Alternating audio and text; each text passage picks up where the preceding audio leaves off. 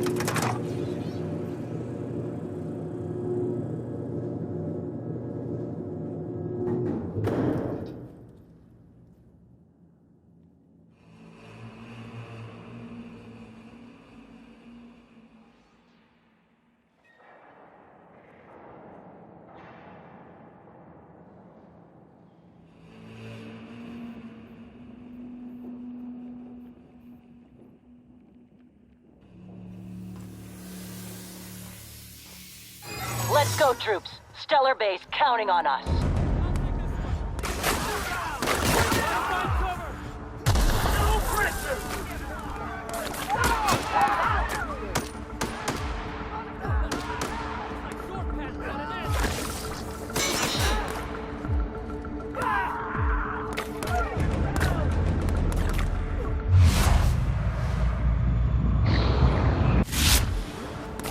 Are you new here? I didn't think we were hiring more staff.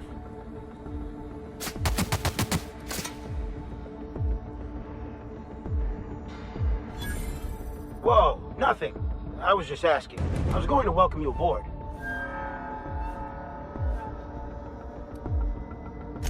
Okay, all right. No pressure!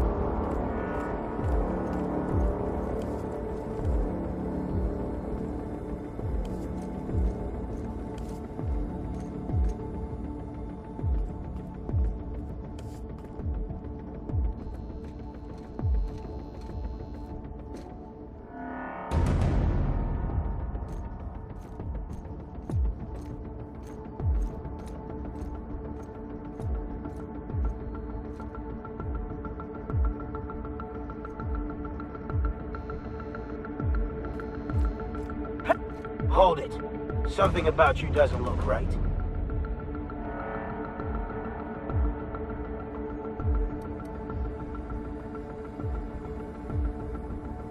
No, I meant your uniform. There's something about it.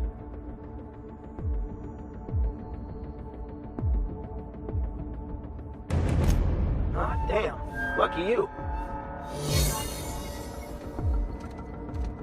Keep your shoulders up.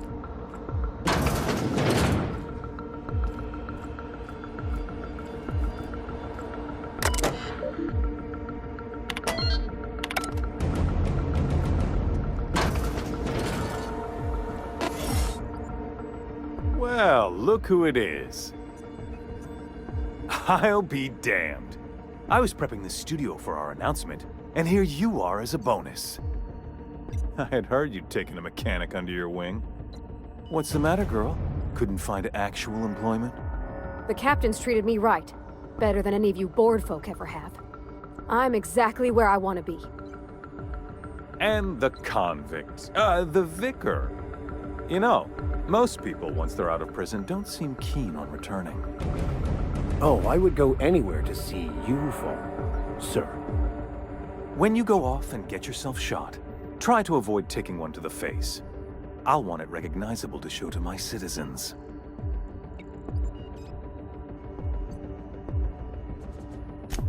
My word! You've correctly identified the most recognizable man in the colony. Remarkable. It's a wonder what Phineas saw in you. Then again, he's an insane person. Thankfully, he's our insane person now. A proper company man.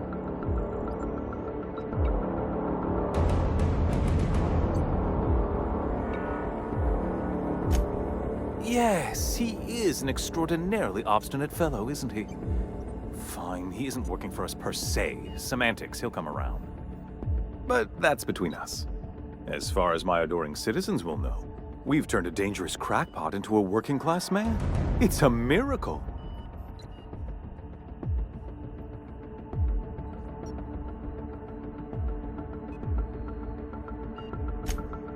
Oh yes, go on, wake them up, add more mouths to feed.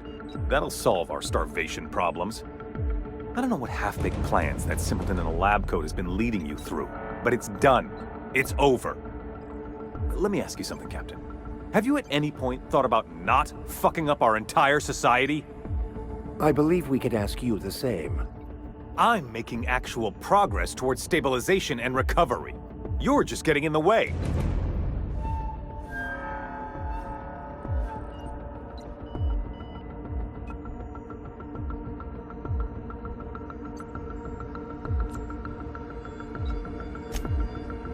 Oh, right.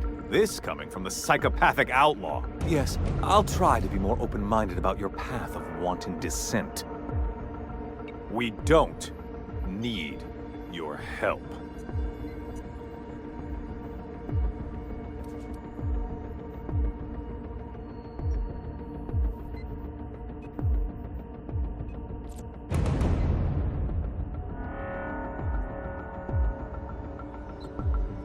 I'll admit, there's no shortage of talent in the scientists and engineers there.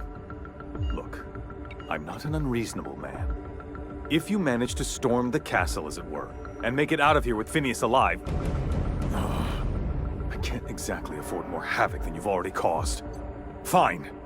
If you survive, you'll need someone to sell the rest of the board on your plan.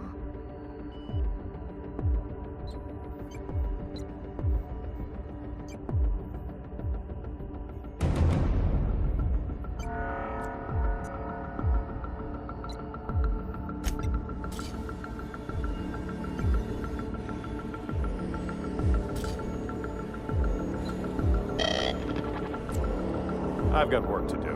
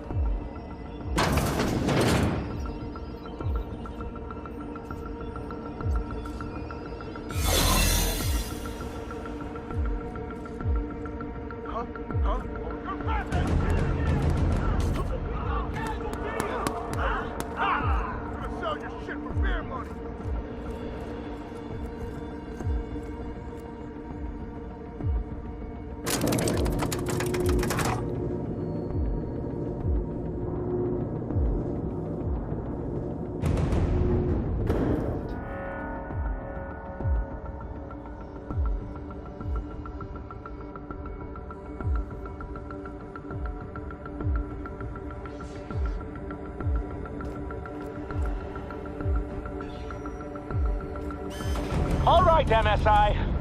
I'm not one for rousing speeches, but the captain needs our help.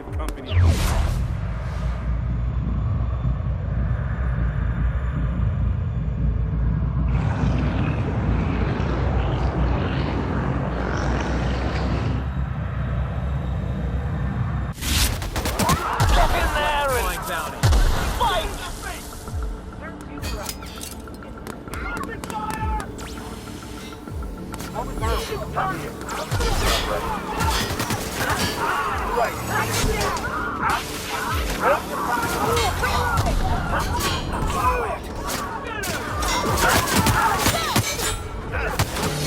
That's the last one!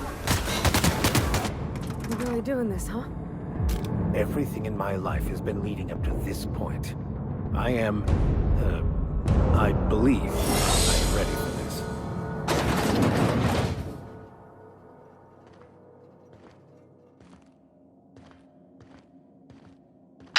Captain, you have an uncanny talent for complicating my life. Words cannot express the extent of my disappointment. We had a plan. All you had to do was skip the Hope to Tartarus, as I asked. You've disrupted the balance of power. You've upset the natural order of things. You've introduced uncertainty, and there is nothing I despise more than uncertainty.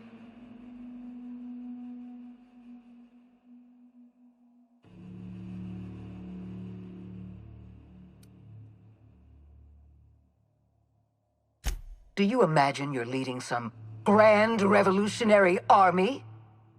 The iconoclasts and MSI have put aside their differences and attacked the prison together. I never imagined such a thing would be possible. But here we are. You're nothing but a rabble-rouser. I'm going to put an end to your little rebellion, and then I'm going to have you and your associates arrested.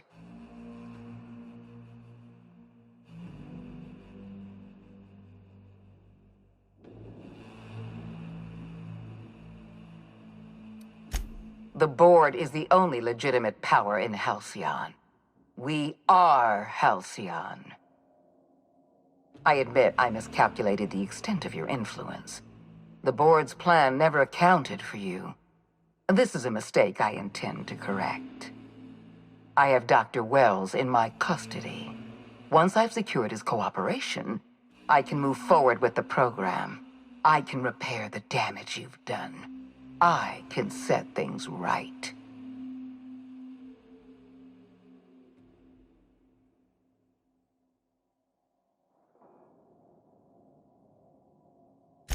Fair enough. I'm giving you exactly one chance to parley with me.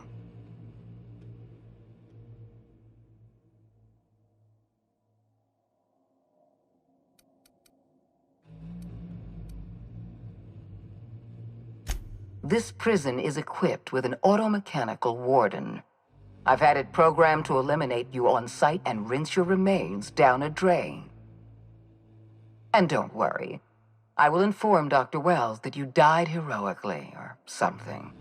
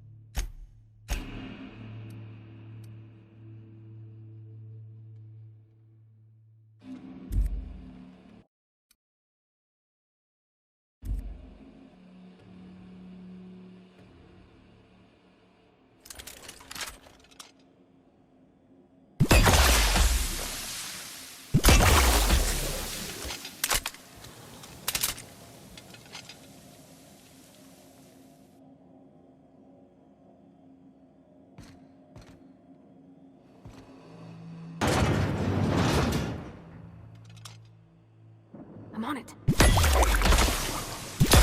will be over quickly. Sorry, I can't! I'll take care of them! Sure, I can't do that, Captain! I'm going! May you find peace in death!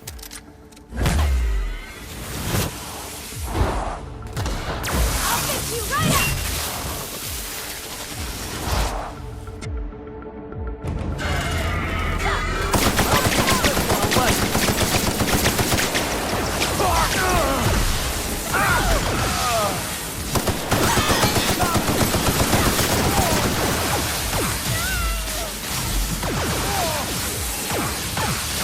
Watch and learn!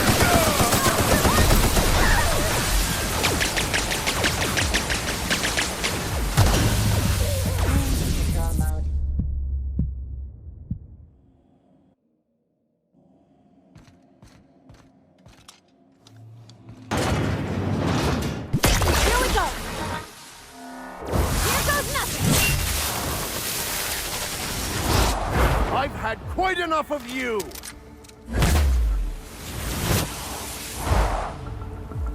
Attacking!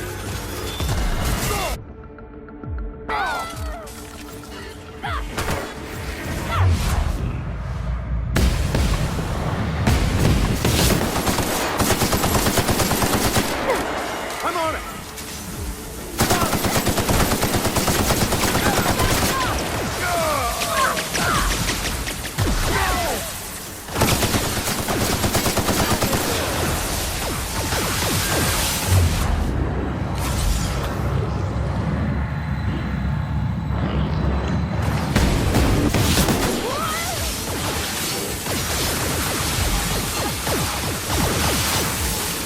I'll teach this one a lesson!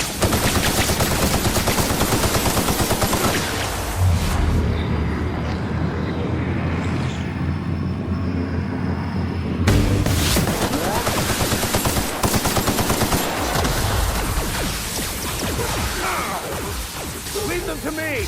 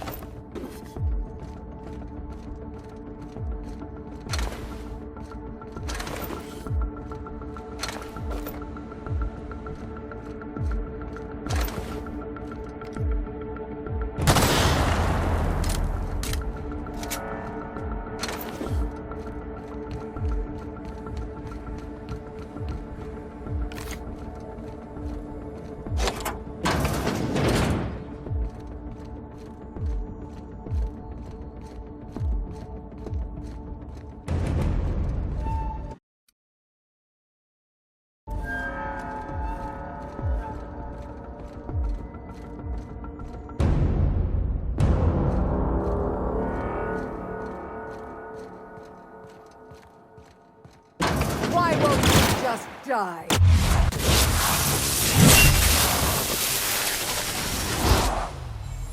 Nothing personal, I swear.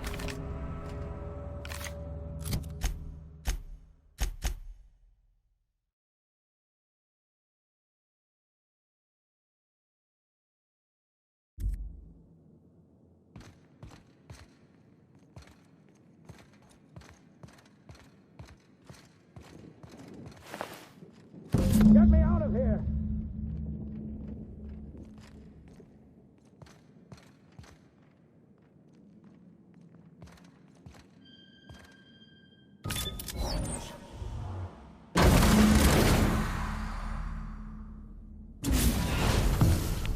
You don't know how glad I am to see you. You did the right thing. Akande was a monster. Her death was much deserved, and long overdue. And you lunatic, you broke into the board's own fortress just to rescue one doddering old man. You are absolutely out of your mind, and I can't begin to thank you enough.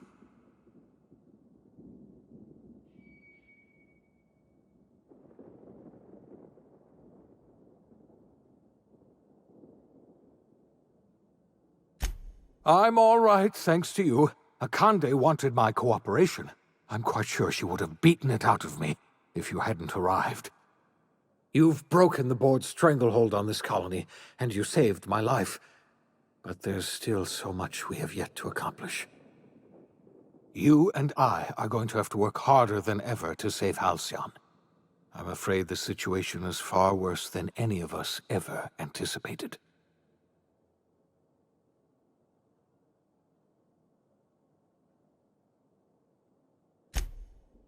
Earth has gone dark. We haven't received a single message in 3 years. There's been no communication, no signals, nothing.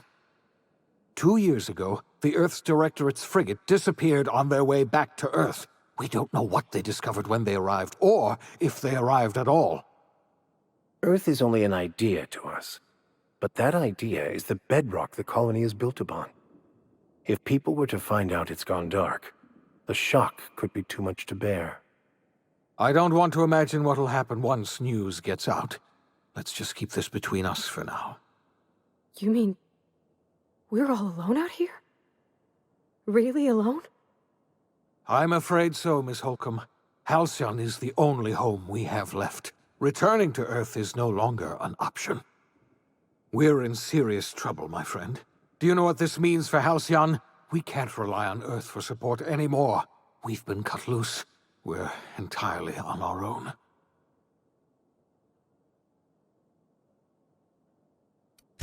Yes, certainly. I'll help however I can.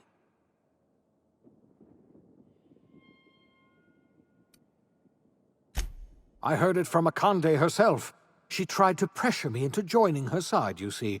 Tried to make me realize that all hope is lost, and that we are alone. She was half right.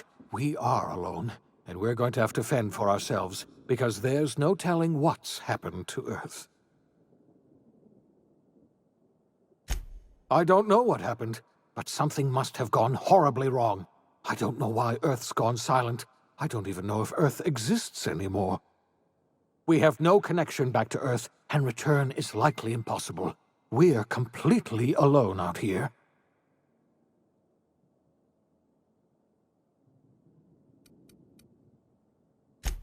Yes, Akande mentioned as much. Earth hasn't sent us a single message in 3 years. No one knows why. Akande had kept the truth to herself, perhaps with good reason. Can you imagine what would have happened if word got out? We'd have utter pandemonium.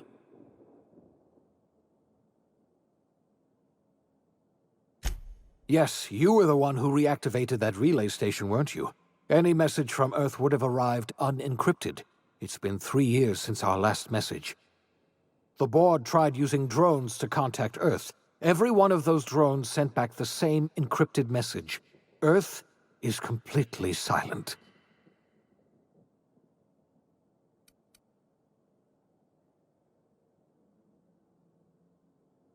You might have heard of the Earth Directorate's frigate. Half the colony's entire military was on that ship. They were returning to Earth when they vanished without a trace. That was 2 years ago. We haven't heard a word from them since. Whatever happened to Earth likely happened to them. I wasn't trying to hide the truth from you, but after all you've done, I owe you an explanation. Yes, I experimented on the Hope's colonists. Each of my experiments ended in catastrophic failure. Each of my subjects died in agony. You are my first and only success. I didn't tell you about the others because I didn't want to burden you. My failures are my own to bear, not yours.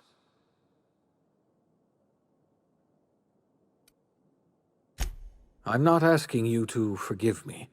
Law knows I won't forgive myself, but I'm going to try to set things right. My apologies. I need to get a hold of myself. We've far more pressing issues to worry about right now. If you have any more questions, ask me. I'll answer as best I can.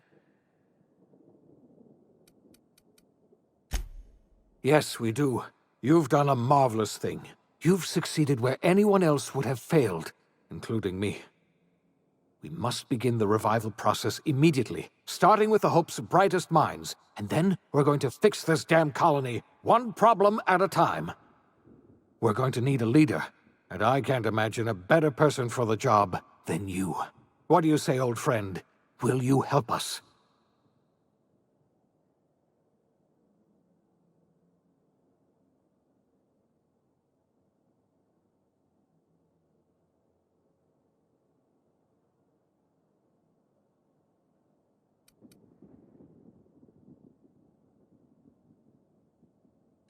When I revived you, I thought you were going to help me save this colony. I was wrong. I had our roles reversed, you see. You're the one who's going to save us all. I'm just the one who set you on your path. You're the best thing to ever happen to Halcyon. If you want to take it upon yourself to lead this colony, you have my support. We're not a colony any longer, are we? Our last connection to Earth has been severed, and so we have been set free. Our future is uncertain, and no one knows what tomorrow holds. Exciting, isn't it? The OSI teaches that everything in the universe happens according to the grand plan. But the stranger that arrived in Halcyon was an unplanned variable. From the moment he landed in Emerald Vale, his actions altered the course of history. The events on Tartarus brought about the end of the board's authority. But the board's mistakes would haunt the colony for decades to come. The damage they left behind would require the work of a generation to repair. Dr. Phineas Wells began reviving a handful of the Hope's colonists, engineers, scientists, technicians, and intellectuals. They were among the brightest minds the Earth had ever sent out into the stars. The Hope scientists and engineers woke up in a colony descending headlong into total collapse. With no way to return to Earth, they had no choice but to band together and devote themselves to the cause of saving Halcyon. The people of Halcyon were nothing if not hardy. In the absence of the board's authority, many of the colony's settlements banded together with a single purpose in mind: survival. Life was especially hard in the years to come. Some towns dissolved by attrition and starvation, but most of them found a way to carry on. In the years to come, Halcyon was forced to reckon with its newfound freedom. The board was gone, and for better or worse, the colony was responsible for its own destiny. Between MSI's worker-centric policies and the iconoclast manpower, Sanjar and Zora were able to rally many of the Terra 2 townships to their cause. MSI's workforce swelled, and the iconoclasts enjoyed a significant surge in their ranks. The board was too distracted by infighting and internal politics to stop MSI from becoming a powerful corporation and a refuge for townships that might have fallen through the cracks. Consumed by paranoia, Lilia Hagen took Sublight Salvage in a controversial direction, openly accusing board officials of an extraterrestrial conspiracy. One day, an accident at the Groundbreaker's docking bay silenced her forever. Time would tell if her replacement could keep the Sublight family together. After returning to Edgewater, the deserters negotiated workplace reforms with Reed Thompson, including a single day of rest, which came to be known as a weekend. As the world around him changed, Thompson found himself pining for the old days. He was known to spend his weekends in the cantina, nursing one of the few remaining bottles of Zero-G, and repeating to himself, "It's not the best choice, it's Spacer's choice." As for Adelaide McDevitt, she tended to her garden in solitude for another year before passing away.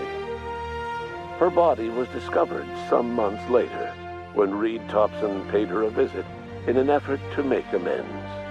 Her remains were buried in a place of honor, underneath the floor of the Edgewater Cannery. Reed believed this was what she always wanted. Under the leadership of Junlei Tennyson, the groundbreaker held firm against corporate influence. The ship's mechanical stability gave Junlei the time to educate a promising generation of engineers, schooled in her family's traditions. The future of the groundbreaker looks promising. The rediscovery of the Hope and the abandonment of the lifetime employment program forced Byzantium to come to terms with some uncomfortable realities about the state of Halcyon. While Byzantines were reluctant to surrender the luxuries they'd grown accustomed to, the board's diminished authority gave them little choice in the matter. Nearly everyone had to learn to make do with less. Some even had to get jobs. It was a dark time indeed. Your influence shifted Ellie's perspective. She finally admitted, albeit grudgingly, that she just might need other people. Sometimes. With a steady income from the life insurance payouts, she was finally able to afford a ship of her own. She hired a small crew and flew supply missions to communities on the fringe. Some of them were even legal. Life in Halcyon was sobering for Felix Millstone. The grand revolution he dreamed of never came. There was no great awakening for the colony, no celebrations in the streets. There was only the hard, desperate work of trying to repair a broken colony. Felix never had a head for numbers, but if there was labor to be done, he was there to help. Eventually, Felix realized that the work of a revolution was done with two hands. As much as he enjoyed his adventures aboard the Unreliable, the vicar, known as Max, eventually decided that it was time to move on, to live out the life he had sought so long to create. He knew there were many in the colony who carried burdens much worse than the ones he had struggled with, and he devoted himself to easing their suffering wherever he could. He only ever took up arms again to defend the defenseless. Unshackled from a lifetime of striving and fighting the universe and himself, Vicar Maximilian de Soto was finally at peace. Once the matter with the Hope colonists was resolved, Junlei bashfully asked Parvati if she'd like to join her permanently on the Groundbreaker, and Parvati enthusiastically, if somewhat awkwardly, agreed. The stories of her adventures spread across the colony, and Parvati soon found herself the center of attention. Having served as the engineer of a renowned spacecraft, tramp freighters and wildcat miners sought her out by name, and in no time, she was a fixture in the Groundbreaker's mechanical ecosystem. She and Junlei were never far apart. Nyoka returned to Monarch to take another crack at making a permanent life for herself. She formed the Charon Group, a mercenary outfit of ragtag survivalists and wilderness experts. Anyone in need of a guide, or just looking to throw back a beer and swap stories, could find her camping on the trail or clearing an infestation. The SAM unit that accompanied you spread awareness of the product line's superior sanitation and maintenance capabilities across what was left of the colony. This led to a boost in SAM unit sales. Did you know that SAM units are the longest-lasting, toughest-acting cleaning solution in Halcyon? Minister Clark was released from house arrest, and his contact with you gave him a sense of renewed purpose and vigor. Once it became clear that no help would be coming from Earth, he threw his considerable efforts and talents into helping Halcyon manage the crisis before it. Chairman Rockwell served as the public face for the changes in Halcyon to come. Whenever you needed strings pulled or a voice to sell a policy change, Rockwell was only too happy to oblige. As for Dr. Phineas Wells, he spent his remaining years in his orbital lab. He eventually came to terms with his own past and was able to forgive the mistakes of his younger self by devoting his remaining years to serving the colony. In the end, Dr. Wells was able to save every scientist and engineer aboard the Hope. Over the next decade, nearly all of the Hope's remaining colonists were successfully revived. Halcyon saw a period of rapid technological and scientific advancement. Breakthroughs in dietary supplements saved the colony from starvation. Geoengineering projects and social reforms began to change the structure and character of the colony. Dr. Wells laid the groundwork for the project to save the colony, but he would never live to see the fruits of his labor. He passed away a few years later. His work was carried on by the scientists and engineers he revived. Today, Halcyon has stabilized. The people of the colony work hard to adapt to their new circumstances. Nearby colonies send aid and supplies. Life will never be easy in Halcyon, but for the first time in its history, there exists a sense of real, genuine hope about the future. And what about you, the unplanned variable in the history of Halcyon? Long after Wells passed away, you carried on his work with more energy, determination, and brilliance than he could ever muster. The years that followed were hard, but Halcyon survived by the efforts of the Hope's most promising colonists, the greatest of which was you. No one knows what's happened to Earth, and no one knows what the future has in store for Halcyon. All we know for certain is this: the name of the Unreliable and that of its intrepid captain will remain the subject of countless stories for years to come.